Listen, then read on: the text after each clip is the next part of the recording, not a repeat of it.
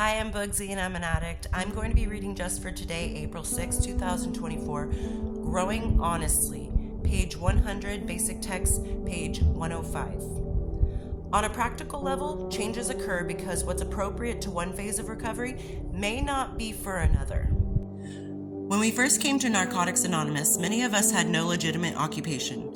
Not all of us suddenly decide we're going to become honest and productive model citizens the moment we arrive in NA.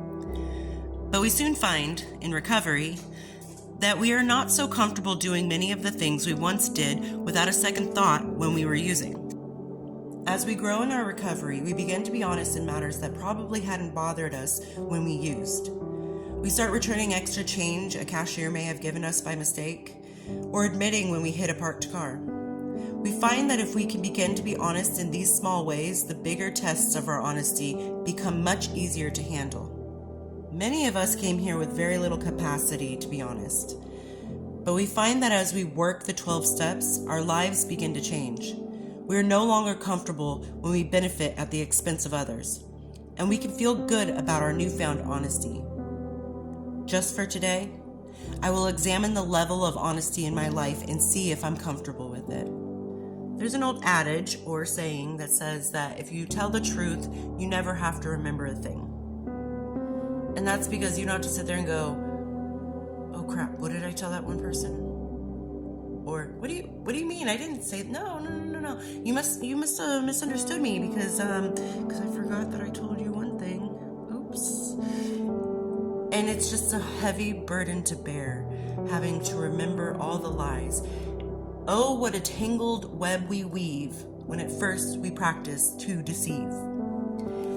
And I feel like it's hard for me to lie because I don't want to have to remember. I have to remember so many things. At work alone, I have a billion numbers.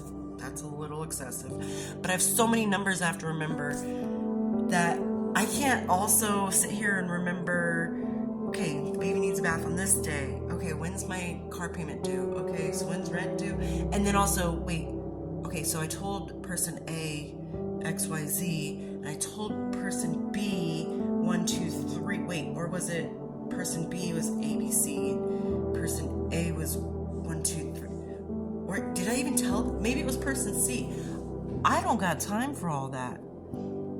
I feel like the more honest I am, the more respect I earn from people because they are going to always look at me as a person that they can trust. If they ask me a question, they know I'm not going to be like, no, yeah, it's great. I'm gonna be honest. I might be kind with it, which isn't a bad thing. You can be nice about being honest, or I can be brutally honest. I tend to not do it that way because I feel bad if I'm like, no, that's ugly. If someone asks, oh, how do I look? So even something small like that, how does this dress look on me? I don't know, maybe if you put a belt on it or something, because it just doesn't, accentuate your features as much as I would prefer.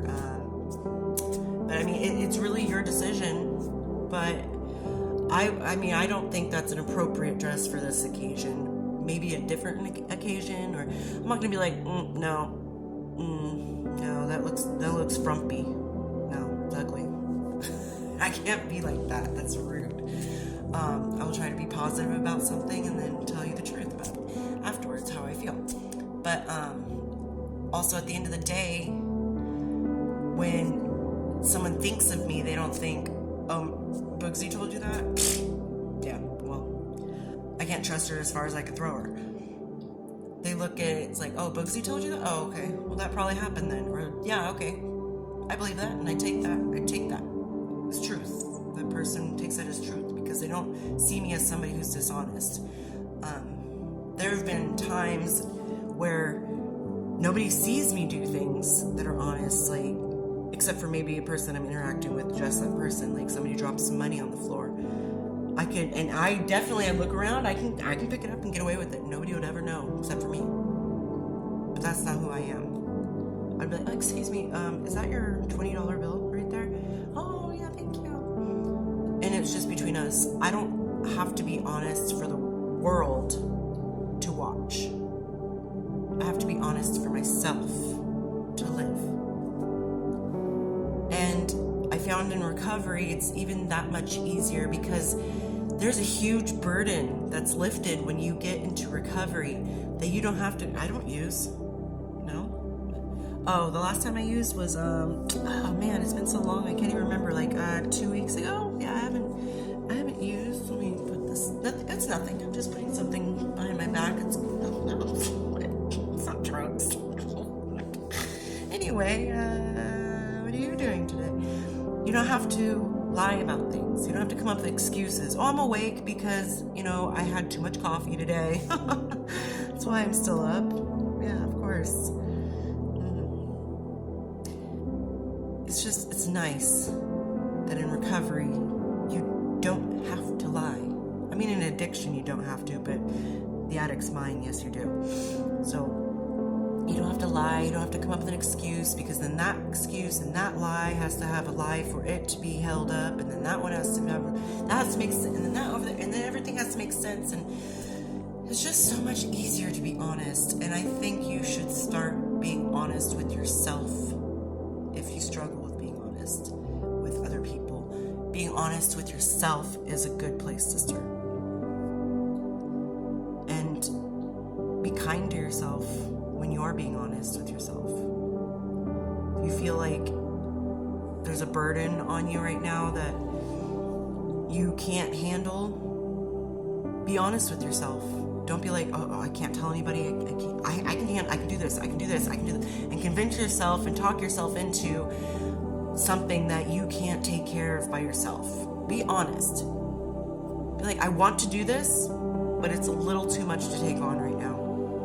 Or I want to do this, but I'm not suited for taking it on as a whole. I have to do baby steps. And you'll get to where you want to go. And not everybody's journey is the same. We may be on the same paths, but like I've said, our scenery is different. Our journey is, some people's journey is slower, some people's journey is faster. Some people's journey can stand still for a minute until, wait, which way do I need to go? Which way do I need to go? And you have to be honest that you're doing your best and your intentions are pure with every step. So I don't know, I probably went off on a bird walk and a tangent on that one like I normally do. See, I'm honest with myself. I know that I ramble. So just be kind to yourself, be honest with yourself, be honest with the people around you, especially in recovery. Because if you're an addict in recovery and people know you as the addict, they're going to naturally assume this person's lying to me.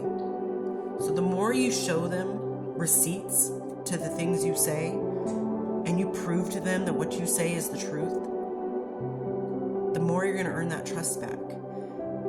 And the less likely the first thing that they're going to go to is they're lying to me. Or,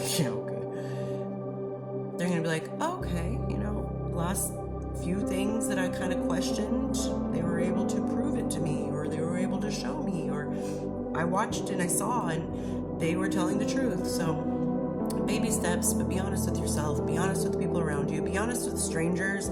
Like the literature said, the cashier gave you too much change. Be honest. At the end of the day, you're going to feel good about it because you can trust yourself and it keeps you accountable. And that can go with, somebody going, hey, you want to hit? Hey, you want to drink? No, I'm good. Because you've already learned how to be comfortable with being honest with yourself. Because you know that there might be that huge guilt that eats away at you. Like, I should have given that change back. Oh my gosh. And you start feeling guilty about little things that you didn't before. So, I hope everyone's doing well out there, and I will talk to you later.